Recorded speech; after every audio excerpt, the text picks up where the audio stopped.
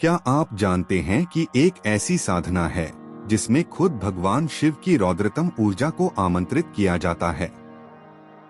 ऐसी ऊर्जा जिसे ब्रह्मांड भी नियंत्रित नहीं कर पाता, यह है महातांडव साधना। कल्पना करो एक ऐसे क्षण की जब स्वयं सृष्टिकर्ता शिव का धैर्य टूट गया, जब अपमान, क्रोध और करुणा का संतुलन एक तरफा हो गया। उस पल शिव ने अपनी जटाओं से वीरभद्र को उत्पन्न किया, एक ऐसा योद्धा जो केवल क्रोध और विध्वंस से बना था।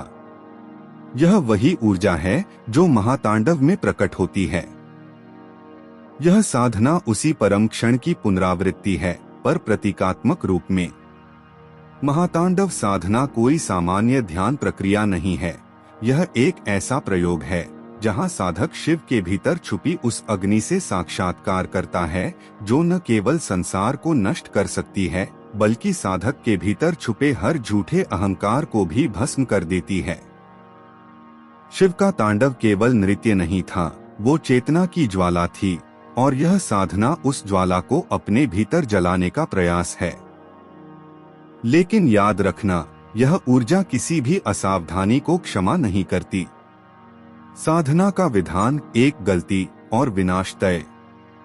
महातांडव साधना में प्रवेश करने से पहले साधक को खुद को पूर्ण रूप से तैयार करना होता है, शारीरिक, मानसिक और आध्यात्मिक रूप से। सबसे पहले चुना जाता है स्थान, ऐसा स्थान जहां न कोई आवाज हो, न कोई बाधा, बिल्कुल एकांत। फिर बनाए जाते हैं त्रिकोण आकार में 5 दीपक, हर एक दीपक शिव के 5 मुखों का प्रतीक है। शिव के 5 मुख इस प्रकार हैं: सद्योजात, वामदेव, अघोर, तत्पुरुष और ईशान। इन दीपों को सरसों के तेल से भरकर जलाया जाता है। त्रिकोण के मध्य में रखा जाता है तांत्रिक काल तांडव यंत्र, यही साधना का केंद्र बिंदु होता है।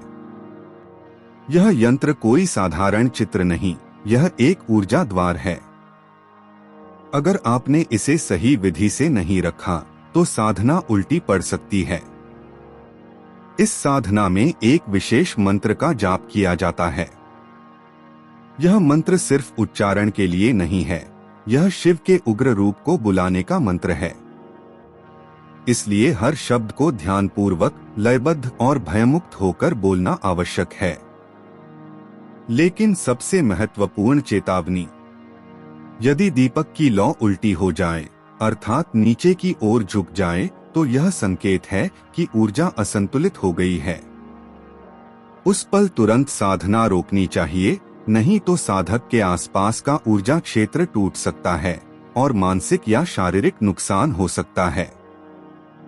साधना की चरम अवस्था, ऊर्जा का साकार रूप। जब साधना अपने मध्य बिंदु तक पहुंचती है, तब साधक महसूस करता है कि वातावरण बदल गया है। हवा भारी हो जाती है, शरीर अपने आप कांपने लगता है और आंखें बंद करते ही अजीब सी रोशनी या आकृतियां दिखाई देती हैं। यह कोई कल्पना नहीं होती, यह उस ऊर्जा का स्पंदन है जिसे आपने बुलाया है। कई अनुभवी साधकों ने बताया है कि इस साधना के दौरान उन्हें ऐसा लगा जैसे उनके सामने कोई खड़ा है, विशाल, क्रोधित, प्रचंड को शक्ति। कुछ को वीरभद्र की छाया दिखाई दी और कुछ को शिव की तीसरी आंख से निकलती ज्वाला का अनुभव हुआ। यह साधना जब चरम पर होती है तो साधक को लगता है कि वह जल रहा है, बाहर नहीं, भीतर ही भीतर जलन महसूस होता है। इस समय ऐसा लगता है जैसे किसी ने आत्मा को पकड़ा हो और तपाने लगा हो, यही असली अग्नि परीक्षा है। लेकिन यही सबसे बड़ा खतरा भी होता है। अगर साधक डर गया, हिला या भ्रमित हुआ, तो यह ऊर्जा उसे नुकसान पहुंचा सकती है। यही कारण है कि साधना के अंत में ऊर्जा विसर्जन अनिवार्य होता है। ऊर्जा विसर्जन के लिए इस मंत्र का जाप किया जाता है, ओम शांताय रौद्राय स्वाहा। इस मंत्र को 21 बार बोलना होता है ताकि बुलाई गई शक्ति को सम्मान पूर्वक विदा किया जा सके। साधना के बाद परिवर्तन। महातांडव साधना पूरी करने के बाद साधक वैसा नहीं रहता जैसा पहले था। कुछ को गहरी नींद आती है, जिसमें कोई सपना नहीं होता, एकदम शून्य। कुछ को लगता है जैसे किसी ने उनका सिर खोलकर सारी उलझने निकाल दी हो, और कुछ को साधना के कुछ दिनों बाद तक ऐसा अनुभव होता है कि कोई अदृश्य शक्ति उनके साथ चल रही है। लेकिन अगर साधना अधूरी रह गई या ऊर्जा को ठीक से विदा नहीं किया गया तो परिणाम भयावह हो सकते हैं।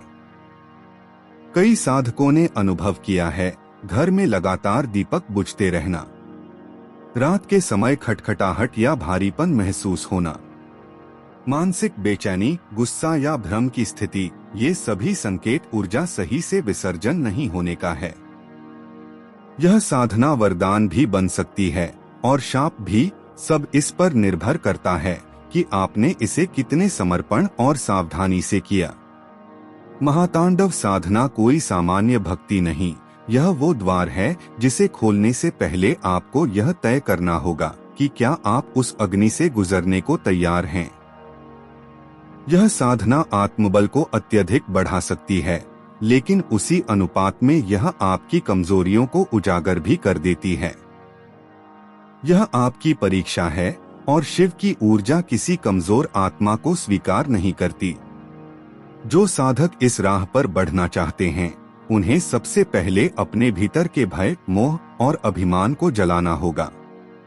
यह साधना तभी फलित होती है जब आप शिव के सामने नंगे आत्मा के साथ खड़े हो जाओ, बिना छल, बिना अपेक्षा, केवल समर्पण के साथ।